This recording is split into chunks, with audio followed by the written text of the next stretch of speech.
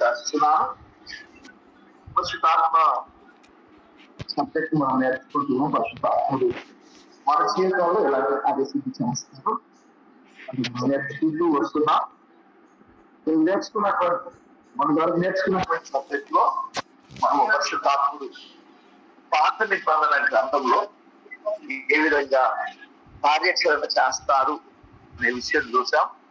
అందులో కొందరి భక్తుల యొక్క జీవితాల్లో పరిశుద్ధాత్ముడు చేసినటువంటి అద్భుతాలను మనము ఏ విధంగా అతడు అడ్డేస్తూ వచ్చారో మనం చూస్తాం. కొందరు భక్తుల విషయంలో చూసాం. ఇంకా పాత నిబంధనలో మనం నేర్చుకోవాల్సినటువంటి అనేకమైన విషయాలు ఉన్నాయి కనుక వాటిని మనం కొనసాగిద్దాం. భక్తుల పేర్లు ఏమేమి చెప్పారో గుర్తుందా మీకు? ఎవరెవరి జీవితాల్లో పరిశుద్ధాత్ముడు పాత నిబంధన గ్రంథంలో కార్యసిద్ధి చేశారో మనం చూసాం.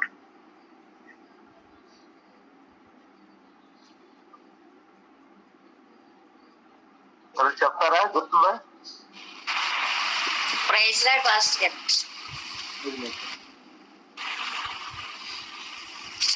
ప్రైజ్ లార్డ్ అండి పాస్టర్ గారు. ప్రైజ్ లార్డ్ అమ్మా, చెప్పండి.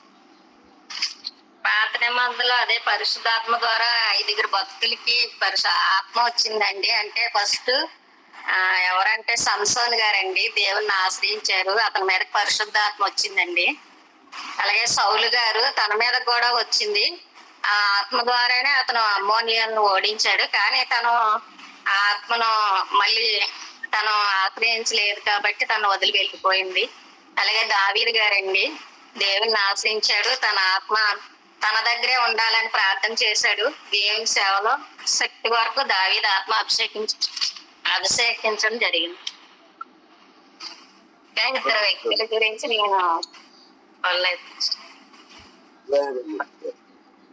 ఆ తర్వాత మీకు ఏం చెప్పారంటే పరిశుద్ధాత్మ పాత నిబంధనలో మనుషులలో తాత్కాలికముగా అలా వస్తూ వెళ్తూ ఉండేది. యోసేపు జీవితంలో ఆదికాండము 4 38వ వచనంలో, యెహోషువ సంఖ్యాకాండము 27వ అధ్యాయము 18వ వచనము, తర్వాత దానియేలు గ్రంథము 5వ అధ్యాయం 11వ వచనం, ఒత్నియేలు కిరాచర్యమును జయించినప్పుడు న్యాయాధిపతులు 3వ అధ్యాయం 9-10 వచనాలు, గిద్యోను న్యాయాధిపతులు 6వ అధ్యాయం 34వ వచనం, 20,000 మందిని 300 మందితో జయించడానికి పరిశుద్ధాత్ముడు తన మీద వచ్చి వాడాడు. యొక్క విషయంలో కూడా న్యాయాధిపతులు 11వ అధ్యాయం 29వ వచనంలో, తర్వాత సాంసన్ మళ్ళీ రిపిటేషన్, సాంసన్ కూడా తాత్కాలికంగా అంటే పర్మనెంట్ స్పిరిట్ ఇన్వెల్వింగ్ వాళ్ళు అనుభవించలేదు. ఎందుకు పర్మనెంట్ అని చెప్తున్నాం? మనం పర్మనెంట్ ఎందుకు అనుభవించలేదు వాళ్ళు అంటే, పర్మనెంట్ అనుభవించి ఉంటే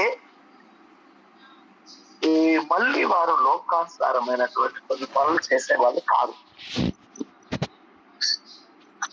ఎప్పుడు అవసరమో వారి అవసరతను బట్టి పరిశుద్ధాత్ముడు వచ్చి వారి జీవితాలను వాడుకొని ఇశ్రాయేలు సభ్య సమాజానికి మేలు చేస్తూ వచ్చారు.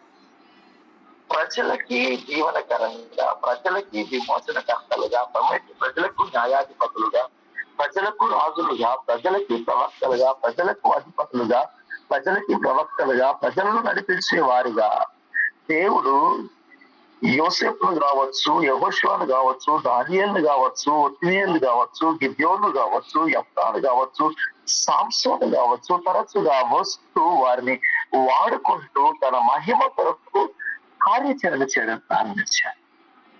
కాబట్టి ప్రియులారా, పరిశుద్ధాత్ముడు పాత నిబంధన గ్రంథంలో తన కార్యాచరణ ఆపలేదు అని చెప్పడానికి భక్తుల జీవితాలు ఎంతగానో మనకు ఉపయోగపడుతూ ఉంటాయి. భక్తుల జీవితాల్లో పరిశుద్ధాత్మ యొక్క కార్యాచరణ మనం చూస్తున్నాం. ఇకపోతే ప్రత్యక్ష గుడార నిర్మాణంలో పరిశుద్ధాత్ముడు నిర్గమకాండము 31వ అధ్యాయం 1-11 అదేవిధంగా 35వ అధ్యాయము 30 నుండి 35 పెద్ద సందర్భము, దాన్ని చదవడానికి అవసరం లేదు, కానీ సందర్భాన్ని గుర్తు చేస్తారు. ప్రత్యక్ష గుడారం అనేది పాత నిబంధన గ్రంథంలో ఒక ప్రత్యేకమైనటువంటి ఆ స్థానాన్ని అంకురించుకుంది. దీన్ని మూవింగ్ టెంపుల్ అని అంటారు. మూవింగ్ టెంపుల్ ఒక గుడారం, దీన్నే సాక్ష్య గుడారం, ప్రత్యక్ష గుడారం, సాక్ష్య గుడారం. దేవుడు సాక్షాత్కరించాడు కనుక సాక్ష్య గుడారం, తను తాను ప్రత్యక్షపరుస్తున్నాడు కనుక ప్రత్యక్ష గుడారం. ఆ ప్రత్యక్ష గుడారము దేవుడు తన నక్షను మోషను తెలుసుకొని ఏ విధంగా కట్టాలో ఏం చేయాలో మొత్తం టోటల్ గా చూపించాడు. బ్లూ ప్రింట్ అంతా కూడా పరలోకంలో నుండి ఇవ్వబడింది. Engineer God himself. కానీ ఇంజనీర్ మనసులో ఏముందో ఆ ఛాయాచిత్రంలో వేస్తే ఆ చిత్రంలో ఉన్న దాన్ని కరెక్ట్ గా ఉన్నట్టుగా తెలిసేవాడే నైపుణ్యం కలిగినటువంటి పనివాడు. అందులో బెసలేల్, అహోలీబామా పరిశుద్ధాత్మ చేతను జ్ఞానము చేతను నింపబడిన వారై, వారు దేవుడు మోషేకి ఏ విధంగా చూపించాడో, ఏ వస్తువులు వాడమని చెప్పాడో, ఏ కొలతలు ఇచ్చాడో ఆ కొలతల ప్రకారము దేవుని యొక్క ప్రత్యక్ష గుడారాన్ని నిర్మించడానికి దేవుడు అభిషేకించాడు. మిగతా వారులారా, మీరు సంఘాలు గడుపుతున్నారు అనుకోండి, దేవుని పరిశుద్ధ ఆత్మ అవసరం అనేటువంటి సత్యాన్ని బైబిల్ చెప్తుంది. గుడి కడుతున్నారు, లేదా సంఘం అంటే ప్రజలు, గుడి అంటే కట్టుకునేటువంటి భవనం. భవనం కట్టడానికి కూడా ఎవరు పడితే వారు కట్టాలి. దేవుని యొక్క అభిషేకం అవసరం. దేవుని యొక్క అభిషేకముతోనే దేవుడు నిర్ణయించిన పద్ధతిలో దేవుడు చెప్పిన పద్ధతి. మనం కొన్నిసార్లు ఇలా కట్టుకుంటాను, ఇలా చేస్తానని మనం ప్రయత్నం చేస్తుంటాం. చివరికి ఎండప్ వచ్చి అది ఒక కొత్త స్టైల్లో అవుతుంది. మనం షాక్ అవుతాం, ఇలా అవుతుంది. అది చిన్న పాత కావచ్చు, రేకుల సెంట్ కావచ్చు, లేదంటే ఒక స్లాప్ కావచ్చు, ఇంకా కెథడ్రల్ లాంటి కాలేజ్ కావచ్చు. ఏ రకమైనది కట్టినా కూడా ఆ పరిశుద్ధాత్ముని యొక్క కార్యం లేకుండా ఏ నిర్మాణం అంటారు. ప్రత్యక్ష గుడారం విషయంలోకి వస్తే ప్రతిదీ ఒక అద్భుతమే. ఆ అద్భుతం వెనక దేవుడు తీసుకొచ్చినటువంటి మోషే ఎలా ఉన్నాడో అదే విధంగా అహోలీబామా, బెసలేల్ వారు కూడా ఆ విధంగా వాడబడ్డారు. కాబట్టి పిల్లారా, మనం ఇంతవరకు ఏం చూసామనంటే, పాతరిపక్కన గ్రంథంలో పరిశుద్ధాత్మలు కొందరు భక్తుల మీదకి వచ్చి వెళ్ళిపోయారు. కొందరు భక్తుల మీద తాత్కాలికంగా ఉండి వాడుకున్నారు. తర్వాత ఏం చూస్తున్నామని కొందరు భక్తులను తన పని కొరకు వాడుకున్నారు. మందిర నిర్మాణానికి పనిచేసే వారిని సైతము పరిశుద్ధాత్మను అభిషేకించి వాడుకున్నాడు. అందుకే ప్రత్యక్ష గుడారం యొక్క ప్రత్యేకమైనటువంటి శైలి ఎలా ఉంటుందంటే, త్రిత్వమార్గం ఉంటుంది. ఆవరణము, పరిశుద్ధ స్థలము, అతి పరిశుద్ధ స్థలం. ఆవరణములో సూర్యుని, ఈ భూమి మీద ఉండేటువంటి సూర్యుని వెలుగు అనేది, తర్వాత దానికి తోడుగా ఏమంటారు, దహన బలి అంటే బలిపీఠం మీద అగ్ని ఉంటుంది. రెండవది వచ్చి పరిశుద్ధ స్థలంలో దీపవృక్షం యొక్క వెలుగు ఉంటుంది. దీపవృక్షం ఎప్పుడు వెలుగుతూనే ఉంటుంది. అతి పరిశుద్ధ స్థలంలో దేవుడే వెలుగుగా వచ్చి దేవుని యొక్క సన్నిధి శక్తిన మీద దిగువచ్చినప్పుడు యాజకులు ఆ తేజమయమకు వెలువలగలుగుతారు. ఇక్కడో వెలుగు, అక్కడో వెలుగు, అక్కడో. అది టెరిటోరియల్ ఎక్స్ప్రెషన్. ఆ కట్టడం కూడా ఎంత బాగా కట్టారు. అంటే ఈ రోజుల్లో కూడా చాలా మంది కట్టినప్పుడు కొందరు ఇళ్ళల్లో సూర్యుని వెలుగు పడాలని చెప్తాం. మరి కొన్ని రూములలో సూర్యుని వెలుగు రాదుగా. ప్రత్యక్ష గుడారం చెప్తుంది. సూర్యుని వెలుగు ఎంత అవసరం, దీపం వెలుగు అవసరం. దీపం వెలుగు ఎంత అవసరమో దేవుని వెలుగు ఎంత అవసరం. మనిషి జీవితంలో సూర్యుని వెలుగు కావాలి, దీపం వెలుగు కావాలి. అదేవిధంగా పరిశుద్ధాత్ముడు వెలుగు కావాలి. మనిషిని శరీరాన్ని ఆ దీపం వెలిగిస్తుంది. ఇది శరీరానికి ఈ లోకంలో ఉండే దీపం వెలిగిస్తుంది. లోన ప్రాణమునకు ఏమంటారు, ఆత్మను ఆత్మకుడు అంటారు కదా, ఆత్మను వెలిగించినటువంటి వెలుగు. తర్వాత ప్రాణానికి కూడా దేవుడు వెలుగు. అన్ని వెలగాలి. కాబట్టి ప్రియులారా, పరిశుద్ధాత్మ దేవుడు అందులో కార్యక్రమంలో. తర్వాత వచ్చి పరిశుద్ధాత్ముడు కొన్ని కొత్త నిబంధనలు చేసిన పనులు చేయలేదు. ఇది నెగిటివ్ ఫోర్స్ కొరకు కాదు, కానీ మనకు పాత నిబంధనలో ఒక లిమిటేషన్ ఉంది అని తెలియడానికి ఈ విషయాలు. నెంబర్ 1, స్థిరముగా లోపల ఉండలేదు. మనిషి ఒక భక్తుని జీవితంలోకి వెళ్ళి స్థిరంగా వారిలోనే నివాసం చేసి, మీలో నేను నిత్యము నివాసము చేస్తాను, మీరు పరిశుద్ధాత్మకు నిలయమై ఉన్నారని ఎరగరా అనేటువంటి సత్యంగా జరగలేదు నాకు. వెళ్ళి ఎప్పుడు అవసరమో అప్పుడు వెళ్ళి వాడుతున్నారని ఇంతకుముందు చూసాగా. రెండవది, ఎల్లప్పుడూ శక్తిని ఇవ్వలేదు. కొన్నిసార్లు వారు ఓడిపోయారు. భక్తి చేసినప్పుడు శక్తి ఇచ్చారు, దేవుడికి అవసరం అయినప్పుడు శక్తి ఇచ్చారు. సాంస్కృతిక విషయంలో కావచ్చు, ఇంకా ఎవరి విషయంలో అయినా కొన్నిసార్లు బలహీనపడ్డారు. కారణం ఎల్లప్పుడూ శక్తిని ఇవ్వలేదు. ఎందుకు? శక్తిని ఇవ్వడం శాతగా కాదండి, ఆ లిమిటేషన్ ఉంది అప్పుడు. ఆ రోజున పాత నిబంధనలో టోటల్ గా సంపూర్ణంగా వచ్చి వాడుకోవడం కాదు, అవసరతను బట్టి వాడుకోవడం అనేటువంటి ఒక పద్ధతిలో ఉందండి. నెక్స్ట్ వచ్చి ముద్ర వేయలేదు. కొత్త నిబంధనలు వేయబడ్డట్టుగా ఇప్పుడు నా కుమారులు, నా పిల్లలని ముద్ర వేయలేదు. మధ్యలో వారు తప్పిపోయి పాపం చేసి శాపం తెచ్చుకొని శత్రువుల పైకి తెచ్చుకొని శత్రువుల చేత ఓడిపోయి బానిసలుగా బ్రతకాల్సిన పరిస్థితి కూడా ఏర్పడింది. ఎందుకు? ముద్ర వేయలేదు. నెక్స్ట్ వచ్చి పరిశుద్ధాత్మ బాప్తిస్మమును వారు పొందలేదు. పరిశుద్ధాత్మ బాప్తిస్మ అనుభవం, దాంట్లో ముచ్చబడే అనుభవం, దాంట్లో ఈదే అనుభవం, దాంట్లో చనిపోయి లేచే అనుభవం, ఆ బాప్తిస్మ అనుభవాన్ని నూతనత్వాన్ని పొందుతుంది వారు పొందుతుంది. అది కొత్త నిబంధన మాత్రమే. ఈ 4 సత్యాలు పాత నిబంధనలో జరుగుతుంది. నెక్స్ట్, పాత నిబంధనలో పరిశుద్ధాత్మ ఏ విధంగా పనిచేశాడు అంటే ప్రత్యేకంగా కొన్ని పనులు చేసుకుంటాడు కదా. పాత నిబంధనలో అతడు చేసినటువంటి పనులు ఏంటో మనం పోవాలి. నెంబర్ 1, పాపమును గూర్చి ఒప్పింపటే. ఇప్పుడు వచనాలు చదువుకున్నాం, ఇంతవరకు వచనాలు చదవలేదు. ఆదికాండము 6వ అధ్యాయం 3వ వచనం చదవండి.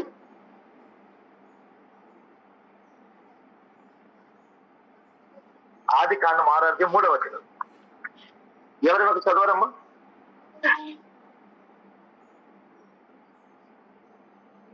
మా వినబడుతుంది అసలు? ఎవరు రెస్పాండ్ చేసి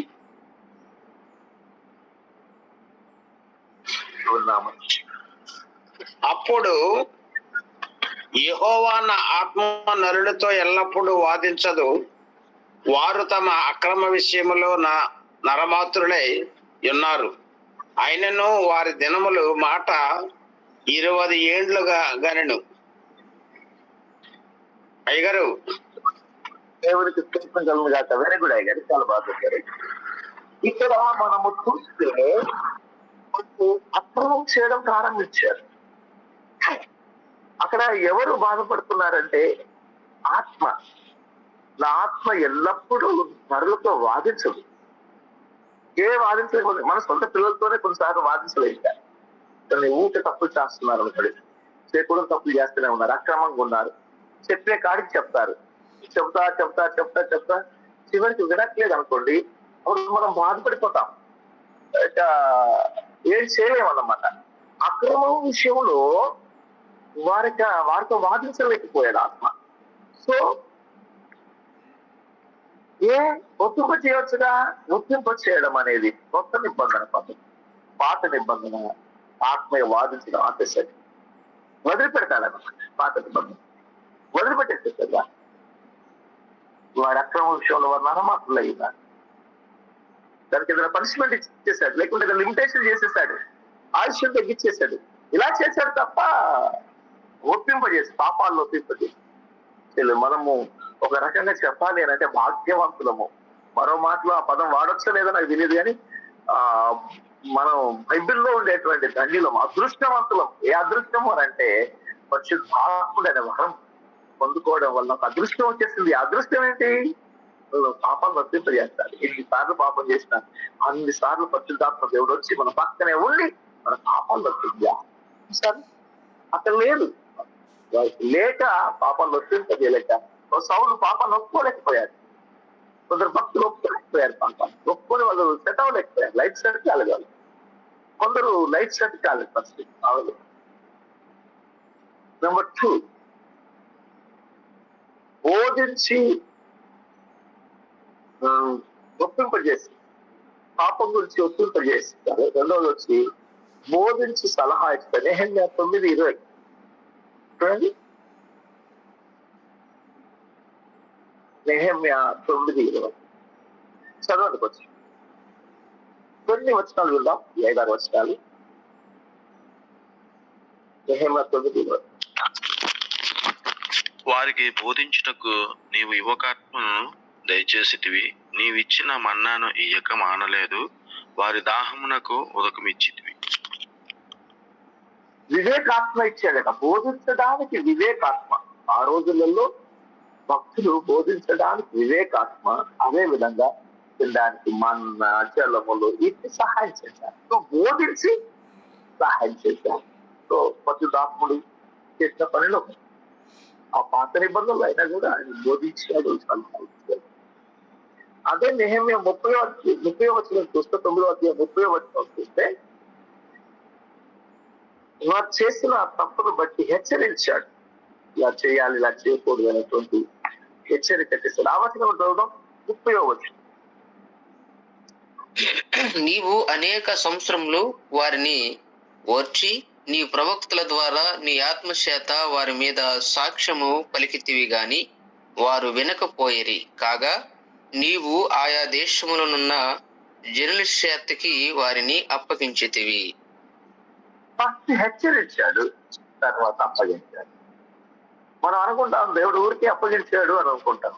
లేదండి, పరిశుద్ధాత్ముడు ఆ రోజులలో ప్రవక్తలని, దీర్ఘదర్శులను కొందరు ఏర్పాటు చేసుకొని లేదా వారికి దర్శనం ద్వారా గాని, కళ ద్వారా గాని, ఊరిం ద్వారా గాని, తుమీర్ ద్వారా గాని, ప్రవక్తల ద్వారా గాని, ప్రవచనాల ద్వారా గాని, దీర్ఘదర్శకుల ద్వారా గాని, అక్కడ ఉండేటువంటి ఆ రోజులలో ఉండే పద్ధతుల ద్వారా గాని ఆయన వారితో మాట్లాడి ఫస్ట్ హెచ్చరించాడు.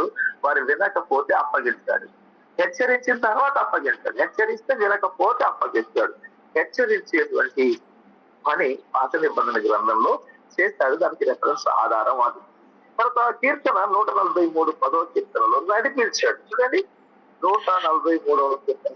నీవే నా దేవుడువు, నీ చిత్తానుసారంగా ప్రవర్తించుటకు నాకు నేర్పుము. దయగల నీ ఆత్మ సమభూమి గల ప్రదేశమందు నన్ను నడిపించునుగాక. సమభూమి గల ప్రదేశమందు నన్ను నడిపిస్తుంది. ఈ ఆత్మ అది దయగల ఆత్మ. దయగల ఆత్మ. ఇంతకుముందు చూసాం వివేకం గల ఆత్మ, బోధించింది. ఇక్కడ దయగల ఆత్మ. వీటన్నిటి మీద ప్రత్యేకమైనటువంటి నోటి మీకు ఇంతకుముందు ఇచ్చాను. దయగల ఆత్మ, వివేక గల ఆత్మ, ఇవన్నీ ఆత్మల గురించి చెప్తాను. ఇంట్రొడక్షన్ అన్ని టైటిల్స్ ఇవ్వడానికి కారణమే ఇవన్నీ కూడా రిప్రజెంటేషన్ లో మీకు అర్థం అవ్వడానికి. రెండవది ఏంటంటే ఈ యొక్క వచనం మీద మంచి ప్రసంగం చేసుకుంటారు చాలా మంది దైవజనులు. దీని మీద చాలా వివరంగా మాట్లాడుతుంటారు. నేను మన కేవలము సబ్జెక్టు పరిధి కొరకై దయగల ఆత్మ సమభూమి గల స్థలము మీద మనము కొంత లోయలు కలిగినటువంటి ప్రదేశంలో దేవుని కొరకు యాత్ర చేసేటువంటి వారి మన యాత్రలో త్రోవలు వంకర తోవని, ఇరుకు మార్గాలు, మన కొరకు మార్గము సకాలము చేయువాడు పరిశుద్ధ, మన కొరకు చదును చేయువాడు పరిశుద్ధ. దీనికి ఒక వచనం గుర్తు కావాలి అని అంటే కరెక్టైన వచనం ఏంటంటే జకరియా గ్రంథంలో, ఓ జెరుబ్బాబెలు విను, ఈ కొండ నీ ఎదుట ఉంది, ఆ కొండ ఎంత మాత్రంది కాదు నేను అడ్డగించడానికి. యెహోషువ విను, యాజకుడైన యెహోషువ, న్యాయకుడైనటువంటి జెరుబ్బాబెలు, అది శక్తి చేతనైనను బలం చేతనైనను నా ఆత్మతో జరుగుతుంది. ఏం జరుగుతుంది? అది ఇప్పుడు మీకు చదును భూమిగా మారుతుంది. దేవుని యొక్క ఆత్మ చదును భూమికి చేసి సమతల భూమి మీద నడిపింపజేస్తుంది. దేవుని యొక్క ఆత్మ నడిపి 123వ కీర్తనలో అదే సత్యాన్ని చెప్పబడింది. సమతలమైన భూమి, సమానమైన భూమి మీద నిన్ను నడిపింపజేసేది. కీర్తన 106:33. ఎట్లనగా వారు అతన్ని ఆత్మ మీద తిరుగుబాటు చేయగా అతడు తన పెదవులతో కాని మాట పలికెను. కొన్నిసార్లు కొన్ని విషయాల్లో విభేదించడం జరిగింది. శుద్ధాత్ముడు ఒకటి చదివితే ప్రజలు ఒకటి చేస్తారు, విభేదించారు. పరిశుద్ధాత్ముడు ఎప్పుడు అయిన మాట నేర్పించుకుంటూ వచ్చాడు. ప్రజలు కొన్నిసార్లు కాని మాట పలకడం ప్రారంభించారు. పరిశుద్ధాత్మకు వ్యతిరేకంగా అనుకుంటున్నాం. యెషయా గ్రంథం 30వ అధ్యాయం 1వ వచనం.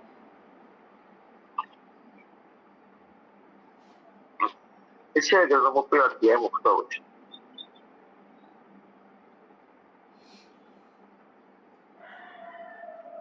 చదవనమ్మా.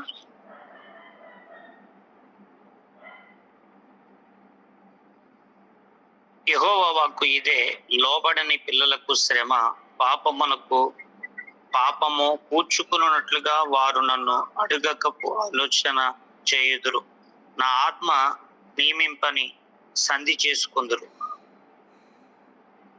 వారు నా నోటి మాట విచారణ చేయగా ఫరో బలము చేత తమను తాము బలపరుచుకున్నటకు ఐగుప్తు నీడను శరణజొచ్చుటకు ఐగుప్తుకు ప్రయాణము చేయుదురు. దేవుని నామానికి మహిమ కలుగుతుంది. దేవుని ఆత్మను ఆధారం చేసుకుంటా, ఆత్మ చెప్పిన మాటను బేస్ చేసుకోకుండా, ఆత్మ చెప్పిన మాటను వినకుండా, ఆత్మ చెప్పినట్టుగా నడుచుకోకుండా ప్రవర్తించడం జరుగుతుంది. ఏమైనా వాళ్ళరా, ఆత్మ పాపాల గురించి ఒప్పింపజేస్తున్నప్పటికీ, బోధిస్తున్నప్పటికీ, సలహా ఇస్తున్నప్పటికీ, సహాయం చేస్తున్నప్పటికీ, హెచ్చరిస్తున్నప్పటికీ, నడిపిస్తున్నప్పటికీ కొన్ని విషయంలో విభేదిస్తా, తర్వాత కొన్ని విషయంలో ఆత్మ మీద ఆధారపడకుండా ఆత్మకు దుఃఖము కలిగించినట్టుగా పాత నిబంధన గ్రంథంలో ప్రజలు బ్రతికారు. కాబట్టి పరిశుద్ధాత్ముడు తన కార్యాచరణ అలా తాత్కాలికముగా చేస్తూ, అవసరాన్ని బట్టి చేస్తూ రావడం జరిగినది. దేవుని నామానికి మహిమ కలుగుతున్నారు. ఇకపోతే పరిశుద్ధాత్మను గూర్చినటువంటి కొన్ని ప్రవచనాలు,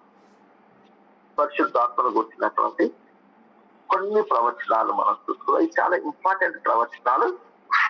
ఈ ప్రవచనాలు మళ్ళీ కొత్త నిబంధనలో కూడా విశ్లేషణ అవుతాయి గనక రెండింటిని కలిపి నేర్చుకోవడానికి ఈ ప్రవచనాలను గూర్చినటువంటి విషయాలు మనం నేర్చుకొని చిన్న కంక్లూషన్ తో ముగించుకున్నాం. పరిశుద్ధాత్ముడు ఎంత అవసరమో పాత నిబంధన కూడా ఎంత మనకు ఛాయలాగా ఉపయోగపడుతుంది. అంటే బైబిల్ చదువుతున్నప్పుడు ఎంతగా మనం కృత నిబంధన కాలానికి, కృపాకాలానికి సంబంధించిన భక్తులమైనప్పటికీ ఇందులో ఉన్నటువంటి సువార్తలు, ఉన్నటువంటి అపొస్తలుల చరిత్ర, అదేవిధంగా పత్రికలు, ప్రత్యక్షము, ఇవన్నిటిని మనం వాడుకుంటూ దేవుని కూడా అంతగా వాడబడుతున్నప్పటికీ క్రీస్తు జీవన శైలి, జీవన చరిత్ర మనకి ఎంత ఇంపార్టెంట్ అయినప్పటికీ, పరిశుద్ధాత్ముడు మనం నడిపిస్తూ వాడుకుంటున్నప్పటికీ పాత నిబంధన ఛాయ లేకుండా దేన్ని సంపూర్ణంగా అర్థం చేసుకోలేకపోతున్నాం. అందుకే మన బైబిల్లో 66 పుస్తకాలు అవసరం పడుతున్నాయి. మనం ఈ కాలానికి సంబంధించిన భక్తులమైనప్పటికీ ఆ కాలంలో పరిశుద్ధాత్మ ఎలా పనిచేశాడో ఈ కాలంలో ఎలా పనిచేస్తున్నాడో కంపారిటివ్ లేకుండా నువ్వు ముందుకు సాగలేదు. దేవుడు ఆ కాలంలో ఎలా పనిచేశాడో ఈ కాలంలో నీకు ఎలా పనిచేస్తుందో అర్థం కాకపోతే, అర్థం కావాలనంటే ఖచ్చితంగా అవసరం పడుతుంది. యేసుక్రీస్తు గురించి కూడా, యేసుక్రీస్తు పాత నిబంధన గ్రంథంలో ఒక ఛాయగా ఏ విధంగా వాడబడ్డాడో, ఏ విధంగా ప్రవచింపబడ్డాడో, ఆ వచనాలన్నీ ఎలా విధంగా నెరవేరాయో అది తెలియకపోతే మనము ఆ బైబిల్ సంపూర్ణంగా అర్థం చేసుకోలేము. కొన్నిసార్లు పాత నిబంధన గ్రంథంలో ఓవర్ ల్యాపింగ్లు చాలా ఉంటాయి. పాత నిబంధన గ్రంథంలో చదవడానికి బోర్ కొట్టే సందర్భాలు చాలా ఉంటాయి. బట్ స్టిల్ వాక్యది మన జీవితానికి, జీవనంలో బ్రతికేటువంటి ఏదో ఒక చోట ప్రతి మాట, ప్రతి కామ, ప్రతి పులి స్టాప్ ఉపయోగపడుతుంది. అదే విధంగా పరిశుద్ధాత్మను కూర్చున్న సత్యం కదా. మన పరిశుద్ధాత్మ గురించి నేర్చుకుంటున్నప్పుడు పాత నిబంధన గ్రంథంలో అది మనకు హెచ్చరించడానికి కావచ్చు, సరి చేయడానికి కావచ్చు, బాగు చేయడానికి కావచ్చు, బోధించడానికి కావచ్చు, ఏం చేయడానికైనా మరోసారి పాత నిబంధన గ్రంథంలోకి వెళ్ళి పరిశుద్ధాత్మ యొక్క ఉనికిని చూసి, పరిశుద్ధాత్మ యొక్క కార్యాచరణ చూసి, పరిశుద్ధాత్మ యొక్క పనిని చూసి, పరిశుద్ధాత్మ యొక్క ఆ యొక్క భక్తుల్లో అతను చేసినటువంటి పనులను, పద్ధతులను మనము చూసుకుంటూ ఆ లిమిటేషన్ అర్థం చేసుకొని, అతని యొక్క కృత్యంలో అర్థం చేసుకొని, అతని యొక్క ఫలితాలను అర్థం చేసుకొని, అతని యొక్క ప్రవచనాన్ని అర్థం చేసుకొని శాశ్వతము మన మీద పరిశుద్ధాత్మ యొక్క అవసరత ఎంత ఉంది అని నేర్చుకోవడానికి ఉపయోగపడతాయి. ఊరికే నేను చెబుతున్నప్పుడు టూతి అనిపించినప్పటికీ నాకు అంత డెప్త్ మనం నేర్చుకోవడం ఎంతో అవసరం వస్తుందండి.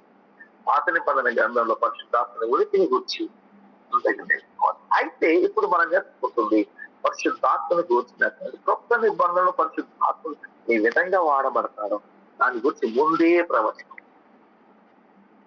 చెప్పబడ్డ ప్రవచనాలు. నెంబర్ 1, సర్వ శరీరాల మీద పరిశుద్ధాత్మ కుమ్మరించబడుతారు. కపుల్ ఆఫ్ రెఫరెన్సెస్ ఉంటుంది. రెఫరెన్సెస్ అంటే ఇంపార్టెంట్ పదం. ఎందుకంటే ఇది సర్వ శరీరుల మీద. ఈ పదం మనకు ఎందుకు ఇంపార్టెంట్ అని అంటే ఈ పదం చాలా చాలా ప్రాముఖ్యత. సర్వ శరీరులు, సర్వ శరీరులు. ఇప్పుడు పాత నిబంధన గురించి ఆలోచిస్తే పాత నిబంధనలో సర్వ శరీరుల మీద పరిశుద్ధాత్మ కార్యసిద్ధి జరగల. అందులో ఎవరో ఒక శరీరాన్ని వాడుకొని అందరికి కార్యం చేస్తుంది. ఈ పదాన్ని మనిషి గుర్తుపెట్టుకోండి. నేను చెప్తున్నది కొన్ని చాలా చాలా కీలకమైన విషయాలు అన్నమాట. పరిశుద్ధాత్ముడు ఎవరో ఒక శరీరాన్ని, ఒక జీవితాన్ని, ఒక చరిత్రను, ఒక బ్రతుకును, ఒక వ్యక్తిని, ఒక తలని, ఒక అభిషేకాన్ని, ఒక నోరును, ఒక చెయ్యిని వాడుకొని దేవుడు తన పని, తన కార్యాన్ని, తన చిత్తాన్ని నెరవేరుస్తున్నాడు. కానీ ఇప్పుడు కొత్త నిబంధనలు రాబోతున్నాం కదా, ఓ హోప్ ఇస్తూ వచ్చింది పాత నిబంధన. ఫస్టే ప్రవచనం చెప్పబడ్డది, ముందే ప్రవచనం చెప్పబడ్డది. ఆ ముందే చెప్పబడ్డ గొప్ప ప్రవచనం ఏంటి అని అంటే ఇదిగోండి, సర్వ శరీరుల మీద. ఓ సాంసను, ఓ యెఫ్తా, ఓ గిద్యోను, ఓ యోసేపు, ఓ దావీదు, కపుల్ ఆఫ్ పీపుల్ అంతే. చాలా మంది భక్తులు ఉంటారు. నేను చెప్పినకి ఎందుకు కేవలం కొందరి పేర్లు కానీ చాలా మంది భక్తులు ఉన్నారు పాత నిబంధనలు కూడా. అన్ని పుస్తకాలు 39 పుస్తకాల్లో ఎంతమంది భక్తులు లేరు, ఎంతమంది ప్రవక్తలు లేరు, ఎంతో మంది భక్తులు. కానీ లక్షలలో కొంతమందిని మాత్రమే వాడు, లక్షలలో కొంతమంది ఉంటారు. కానీ ఇప్పుడు లక్షలలో లేక కోట్లలో ఉన్నటువంటి ప్రతి ఒక్కరి మీద, సర్వ శరీరుల మీద పరిశుద్ధాత్మ కుమ్మరింపబడే ఆస్కారము ఉంది. కొత్త నిబంధనలో ఎవరి సొత్తు కాదు. అందరి బంధువు, అందరి శాంతి, అందరికి సహాయకుడు, అందరికి సాటి అయిన సహాయం, అందరికీ అభిషేకం ఇచ్చేవాడు. అందరినీ, పిల్లలేమి, పెద్దలేమి, వృద్ధులేమి, యవనస్తులేమి, ఎవరైతే పరిశుద్ధాత్మ కొరకు యాంటిసిపేషన్ కలిగి పరిశుద్ధాత్మ కొరకు వేచి ఉంటారో వారందరినీ అభిషేకించడానికి ఆయన చిత్తశుద్ధుడు. ఆయన వస్తాడు అంటే వాడు పరిశుద్ధాత్ముడు సర్వశరీరుల కొన్ని రెఫరెన్సెస్ చూసుకున్నా, ఖచ్చితంగా చూసుకోవాలి. యెషయా గ్రంథము 44:3. నేను దప్పిగల వారి మీద నీళ్లను, ఎండిన భూమి మీద ప్రవాహ జలములను కుమ్మరించెదను. నీ సంతతి మీద నా ఆత్మను కుమ్మరించెదను, నీకు పుట్టిన వారిని నేనే ఆశీర్వదించెదను. చూసారు, ఈ వచనం గొప్ప ప్రవచనం. సంతతి అంతటి మీద, నీ జనము మీద, ప్రజల మీద నేను ఆత్మను కుమ్మరించేటువంటి అద్భుతం. ఇర్మియా గ్రంథం ఈ వివరించుకుంటూ పోతే చాలా టైం తీసుకుంటుంది. మీకు అంతగా వివరించాల్సిన అవసరం లేదు. అవన్నీ కూడా ఇంకెప్పుడన్నా ప్రత్యేక ప్రసంగాల్లాగా చేసుకున్నప్పుడు చేసుకోవచ్చు. ఆల్రెడీ మీలో చాలా మంది దైవజనులు ఉన్నారు, చెప్పుకుంటారు కనుక నేర్చుకోండి. మనము అంతగా వివరించుకుంటూ పోతే సమయం సరిపోతుంది. తర్వాత ఇర్మియా గ్రంథం 31 నుండి 34 చదవండి. ఇదిగో నేను ఇజ్రాయేలు వారితోనూ యూదా వారితోనూ క్రొత్త నిబంధన చేయు దినములు వచ్చుచున్నవి. ఇదే యెహోవా వాక్కు. అది ఐగుప్తులో నుండి వారిని రప్పించుటకై వారిని చేయి పట్టుకొనిన దినమున వారి పితరులతో నేను చేసిన నిబంధన వంటిది కాదు. నేను వారి పెనిమిటినైనను వారు ఆ నిబంధనను భంగము చేసుకొనిరి. ఇది యెహోవా వాక్కు. ఆ దినములైన తర్వాత నేను ఇజ్రాయేలు వారితోనూ యూదా వారితోనూ చేయబోవు నిబంధన ఇదే. వారి మనస్సులలో నా ధర్మ విధి ఉంచెదను, వారి హృదయము మీద దాన్ని వ్రాసెదను. ఇది యెహోవా వాక్కు ఇదే. నేను వారికి దేవుడినై యుందును, వారు నాకు జనులయుందురు. వారు మరి ఎన్నడూను యెహోవాను గూర్చి బోధనొందుదుమని అని తమ పొరుగు వారికి గాని తమ సహోదరులకు గాని ఉపదేశము చెయ్యరు. నేను వారి దోషములను క్షమించి వారి పాపములను ఇక నెన్నడును జ్ఞాపకం చేసుకొనను గనుక అల్పులేమి గనులేమి అందరూ నన్ను ఎరుగుదురు. ఇదే యెహోవా వాక్కు. అల్పులేమి గనులేమి వారు అందరి మీద ఇంతకు ముందు చేసిన నిబంధన కాదు, ఇంతకు ముందు ఉండే వరం కాదు, ఇంతకు ముందు ఉండే పద్ధతి కాదు, ఇంతకు ముందు ఉండే చేసినటువంటిది కాదు. ఆనాడు ఇశ్రాయేలు ప్రజలకి ఏ విధమైతే చేశారో అది కాదు. ఇక భవిష్యత్తులో ఉండే ఒక ప్రవచనం ఏంటి అని అంటే, అందరి పిల్లలను వారికి సంతానాన్ని అంతటిని అభిషేకించి కొత్త వాగ్దానంతో, క్రొత్త వరంతో, క్రొత్త నడిపింపుతో, కొత్త అభిషేకంతో నడిపిస్తానని చెప్పేటువంటి వాగ్దానం. ఎస్కేల్ గ్రంథము 36:27. ఇది ఒక్కసారి నా కట్టడాల అనుసరించిన వారిని గాను నా విధులను గైకొన వారిని గాను మిమ్మును చేసేదను. ఉంచి మీ మీద అనగా యూనోనిమస్ అందరి మీద ఉంచి నా కట్టడలు నా ఆజ్ఞలు పాటించే వారిగా నేను చేస్తాను. యోవేలు గ్రంథము 2వ అధ్యాయము 28-29 వచనాలు. యోవేలు గ్రంథము 2వ అధ్యాయము 28-29.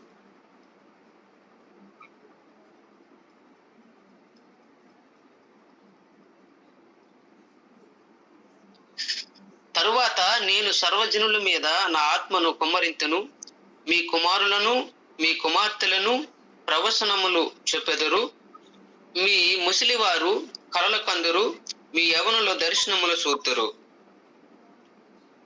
ఈ వచనము యోవేలు గ్రంథంలో ఉంది, నెరవేరింది.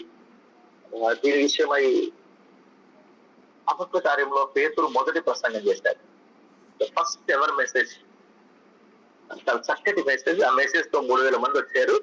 ఆ మెసేజ్ కి సబ్ టైటిల్ రెఫరెన్స్ ఏం తీసుకున్నాడు అంటే ఇదే. ప్రసంగం అంటేనే ఏదో రెఫరెన్స్ తీసుకోవాలి, ప్రసంగం చేయాలి. ప్రసంగం శాస్త్రంలో మనం నేర్చుకుంటాం. యోవేలు గ్రంథంలో నుండి రెఫరెన్స్ తీసుకొని అక్కడ నుండి ప్రసంగం స్టార్ట్ చేసేది.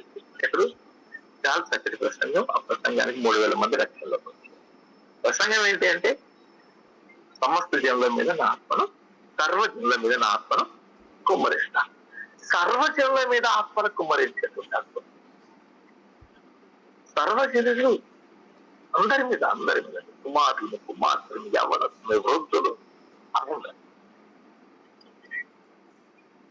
నేను ఒక రోజు ఒక ప్రసంగం చేసిన, నా జనులు ఇక నిన్నడు సిగ్గుపడరు. ఆ ప్రసంగ టైటిల్ వస్తుంది, నా జనులు ఇతనన్నాడు ఎందుకు సిగ్గుపడరు అనే దానికి ఈ వచనాన్ని లింక్ చేసి చెప్తాను. చాలా బాగా అద్భుతంగా దేవుడు పరిశుద్ధాత్మ దేవుడు మెసేజ్ ఇచ్చాడు. ఒకప్పుడు వారికి పరిశుద్ధాత్మ పాత నిబంధనలు ఉన్న సర్వజనుల్లో కొందరు జనులు అభిషేకం ఉన్న వాళ్ళు పేరు పొందారు, అభిషేకం లేని వాళ్ళు. ఇప్పుడు అందరికీ అభిషేకం. నువ్వెంత వాడబడతావో నీ కుమారుడు అంత వాడబడబోతుంది.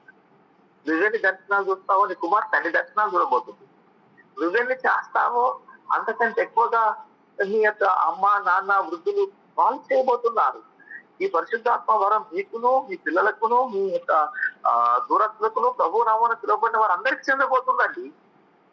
అందరిది పరిశుద్ధాత్మ అందరి సొత్తుగా ఉండబోతుంది. కాబట్టి ప్రియులారా, పరిశుద్ధాత్ముడు సర్వజనులకు ఇవ్వబడ్డటువంటి వాడనేటువంటి సత్యాన్ని తీసుకోవాలి.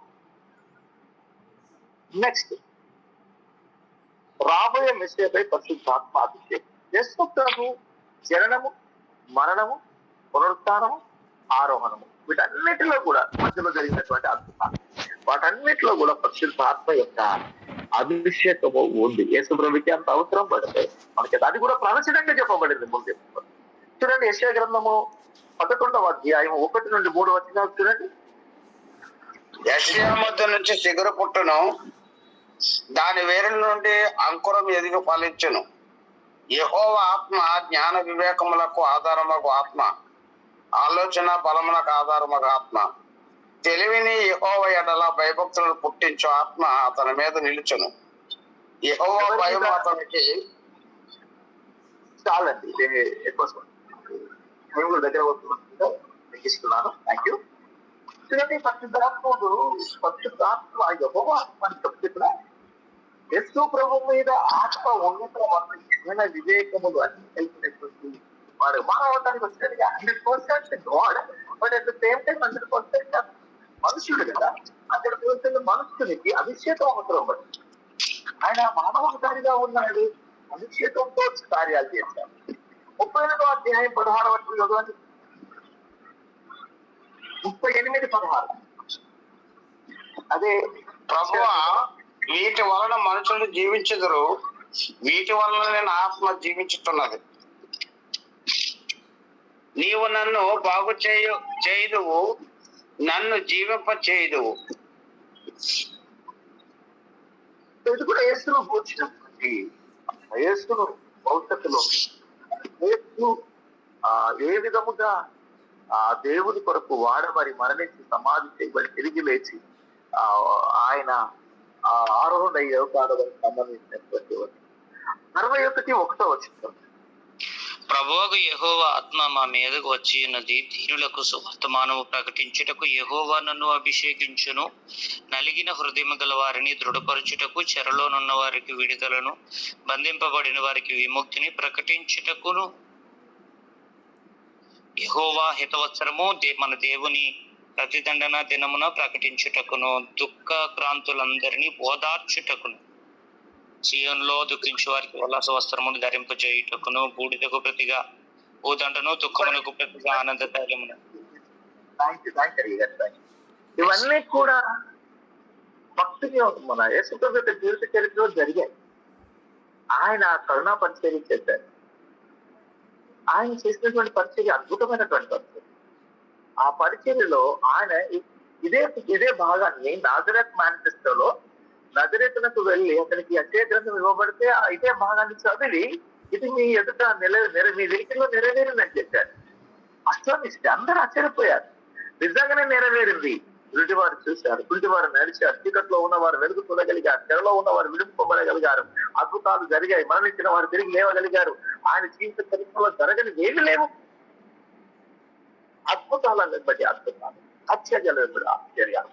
యేసు ప్రభు అభిషేకం పొంది ఎన్నో ఎన్నో ఎన్నో చేయడం పాత నిబంధన గ్రంథంలో ముందే ప్రవచింపబడి. లాస్ట్ విషయం, ప్రత్యేకమైన వ్యక్తులపై అభిషేకం వచ్చి ప్రవచించుట కేవలము అందరి మీద మాత్రమే కాకుండా యేసు ప్రభుల మీద మాత్రమే కాకుండా ఇవి కూడా పురస్కారాలు చెప్పబడి. యోవేలు 12 టైం అయిపోయింది.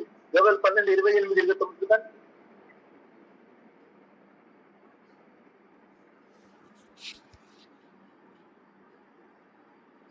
ఫాదర్ గారు అక్కడ తరువాత నేను రెఫరెన్స్ సర్వజనుల మీద నా ఆత్మ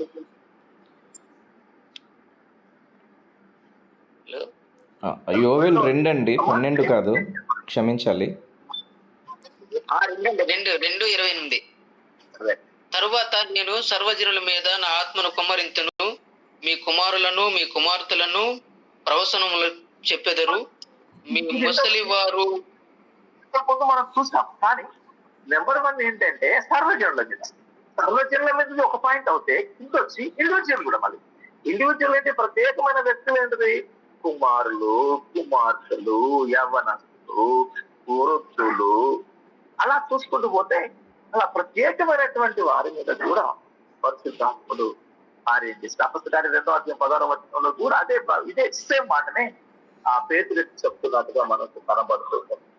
దేవుని నామానికి మహిమ కలుగును.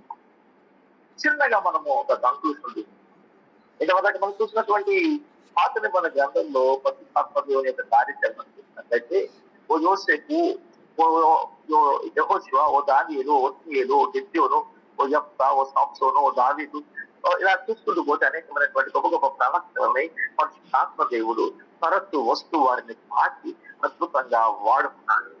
ప్రత్యక్ష గుడారం నిర్మాణం చేయడానికి మెసాలి, అహోలీబామ లాంటి వారిని వాడుకున్నాడు. పరిశుద్ధాత్ముడు అందరిలో స్థిరంగా ఉండకపోయినప్పటికీ, ఎప్పటికి శక్తిని ఇవ్వకపోయినప్పటికీ, ముద్ర వేయలేకపోయినప్పటికీ, బాప్తిస్మ అనుభవాన్ని ఇవ్వకపోయినప్పటికీ, వారిలో వారి పాపాలను ఒప్పింపజేస్తూ, వారికి బోధిస్తూ, సలహా ఇస్తూ, సహాయం చేస్తూ, హెచ్చరిస్తూ, నడిపిస్తూ, కొన్ని విషయాలలో వారితో విభేదిస్తూ, కొన్నిసార్లు వారు ఆత్మ మీద ఆధారం చేసుకోకపోతే వారిని గర్తిస్తూ ఆయన ముందుకు తీసుకొస్తున్నట్టు మనకు కూర్చున్నటువంటి సత్యాలు కొత్త నిబంధనకు వచ్చిన తర్వాత, కొత్త నిబంధన కాలములో, యేసు ప్రభు కాలములో, అపొస్తలుల కాలములో, భక్తుల కాలములో, అప్పటి నుండి ఇప్పటి వరకు బ్రతుకుతున్నటువంటి భక్తుల కాలములో ఒక అద్భుతమైనటువంటి సేవ, పరిచర్య, జీవన శైలి ఉండడానికి పరిశుద్ధాత్మ దేవుడు ఒక ప్రవక్తగా, ఒక ప్రవచనగా ప్రవచింపబడ్డాడు అని చెప్పడానికి మనం చూసుకున్నటువంటి వాటిలో సర్వ శరీరుల మీద ఆత్మను కుమ్మరించుతా, ఒక నూతనమైన ఆత్మ వారి మీద కావడము, నూతన నిబంధనగా వారికి ఇవ్వబడము, అదే విధంగా యేసు ప్రభు మీదికి వచ్చినటువంటి అభిషేకము, విమోచన, కరుణ పరిచర్య చేయడానికి అభిషేకించి వాడుకునేటువంటి పరిస్థితి, అతడు మరణ పునరుత్థానాలలో తనను గూర్చినటువంటి సాక్ష్యము చెప్పడానికి ఇవ్వబడినటువంటిది. అంత మాత్రమే కాకుండా వారిలో ప్రతి ఒక్కరు, అనగా ప్రతి ఒక్కరు, మీ పిల్లలు, మీ దాసులు, మీ దాసులు, మీ యొక్క తల్లి, తండ్రి, వృద్ధులు, పెద్దలు, చెప్పుకుంటూ పోతే ఎవరు కాదండి, అందరి మీద అనే అభిషేకము ఉంటుంది అనే ప్రవచనం ఇస్తూ ఆయన మనల్ని గౌరవపరుస్తున్నాం. అది ఈ నూతన నిబంధనలో నెరవేరుతూ వస్తుంది. పాత నిబంధన గ్రంథంలో పరిశుద్ధాత్మ యొక్క కార్యాచరణ ప్రవచనాలు నేటి కాలంలో మనకు ఒక ఛాయగా, ఒక ఆధారంగా నిలిచి, ప్రేమ వారలారా, పరిశుద్ధాత్మను గురించి మనం తక్కువ అంచనా వేసి, పరిశుద్ధాత్మ యొక్క అవసరతను మనం తక్కువగా ఆలోచించి, పరిశుద్ధాత్మను గురించి ఎవరో చేస్తున్నటువంటి కొన్ని పనులను బట్టి, కొన్ని హిప్నాటిజం పద్ధతులను బట్టి, లేక వారు చేస్తున్నటువంటి కొన్ని మీకు నచ్చని పనులను బట్టి పరిశుద్ధాత్ముడే లేడనే తీర్మానానికి రాకుండా, పరిశుద్ధాత్మ యొక్క కార్యము, పరిశుద్ధాత్మ యొక్క ప్రసన్నత, పరిశుద్ధాత్మ యొక్క అభిషేకము, పరిశుద్ధాత్మ యొక్క నడిపింపు, పరిశుద్ధాత్మ యొక్క అవసరత నేటి కాలంలో ఎంతైనా అని చెప్పి పాత నిబంధన గ్రంథం నుండి కూడా మనం అర్థం చేసుకొని, ఆ ప్రవచనాల్లో ఉన్నటువంటి సత్యాన్ని మర్మాన్ని అర్థం చేసుకొని మన సేవలో కొనసాగాలి, మన భక్తిలో కొనసాగాలి. మన భక్తిలో, మన సేవలో కొనసాగడానికి పరిశుద్ధాత్మ మనకు అవసరమని పాత నిబంధన ఆధారాలతో పునాది వేస్తూ, ప్రవచనాలతో ధైర్యపరుస్తుంది. అటు కృప చేరిన ప్రతి బిడ్డకి దేవుడు అనుగ్రహించి వాడుకొనును గాక. ప్రభువానికి స్తోత్రం. ఇంతవరకు మేము నేర్చుకున్నటువంటి పరిశుద్ధాత్మ పాత నిబంధన గ్రంథంలో ఉన్నటువంటి అతడు చేయలేని లిమిటేషన్స్, చేయగలిగిన పనులు, తాత్కాలికంగా వాడుకున్న అద్భుతాలు, చేయబడ్డ ప్రవచనాలు అన్ని కులంకుశంగా పొందగలిగారు.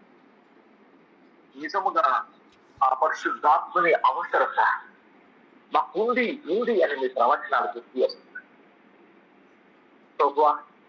మీకే పరిశుద్ధాత్మ అభిషేకం అవసరం పడితే, మేము మామూలు వ్యక్తి, బలహీనులు, మాకు మీ అభిషేకం ఎంతో అవసరం.